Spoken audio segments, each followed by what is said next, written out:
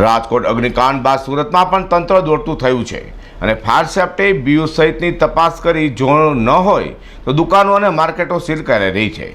Ring રોડની માર્કેટો seal કરાતા હાલ 4000 જેટલી દુકાનો બંધ રહેતા વેપારીઓ સાથે કારીગરોના રોજગાર પર પણ સવાલ ઊભા થઈ રહ્યા છે। રાજકોટ અગ્નિકાંડની ઘટના બાદ સુરત મનપાના તંત્ર દ્વારા ફાયર સુવિધાને બીયુસીને લઈને કાર્યવાહી શરૂ કરાઈ છે। સુરત મહાનગરપાલિકા તંત્ર તરફથી ફાયર સેફ્ટી એનઓસી અને બીયુસીના અભાવે અલગ અલગ સંસ્થાઓ સામે સીલની કાર્યવાહી કરાઈ રહી છે। છેલ્લા એક અઠવાડિયા દરમિયાન સુરત મહાનગરપાલિકા દ્વારા અંદાજિત 1000થી પણ વધુ મિલકતોને જરૂરી ડોક્યુમેન્ટ્સના અભાવે સીલ કરાઈ છે। સુરક્ષાની બાબતોને લઈને તંત્રએ કડકાઈ શરૂ કરી છે, પરંતુ તંત્રની આ કડકાઈ સામે સુરત ટેક્સટાઇલ ઉદ્યોગનો વેપાર ખોરવાઈ રહ્યો છે। સુરતના રિંગ રોડ વિસ્તારમાં આવેલા ટેક્સટાઇલ માર્કેટની અંદાજિત 4000થી વધુ દુકાનો હાલ સદંતર બંધ પડી છે, જે દુકાનોને તંત્ર દ્વારા ફાયર સેફ્ટીના અભાવે સીલ કરાઈ છે।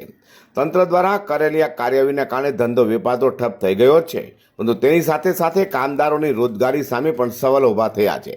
ટેક્સટાઇલ માર્કેટના વેપારીએ જણાવ્યું હતું કે હાલ બંધ પડેલી દુકાનોના કારણે પ્રતિ દિવસ અંદાજિત 4 થી 5000 કરોડનો વેપાર ઠપ થઈ ગયો છે। દુકાનો બંધ રહેવાના કારણે શ્રમિકો પણ ગામડે જઈ રહ્યા છે। ત્યારે આવી સ્થિતિમાં વેપારીઓની સામે કામદારો પણ મુશ્કેલીમાં મુકાઈ રહ્યા છે। તેથી તંત્ર પાસે એક જ આશા અપેક્ષા છે કે આ તો નવી ગાઈડલાઈન જાહેર કરવામાં આવે અથવા તો વેપારીઓને સમય ફાળવવામાં આવે। अनिल बागड़ा। अनिल भाई क्या दिक्कत हो रही है मार्केट को सील करने की वजह से भी? जैसे भी राजकोट की जो दुखद घटना हुई है उसकी वजह से हमारे टेक्सटाइल के भी 16 मार्केट सील किए हैं। तो मार्केट सील होने की वजह से हमारा पूरा व्यापार ठप पड़ा है।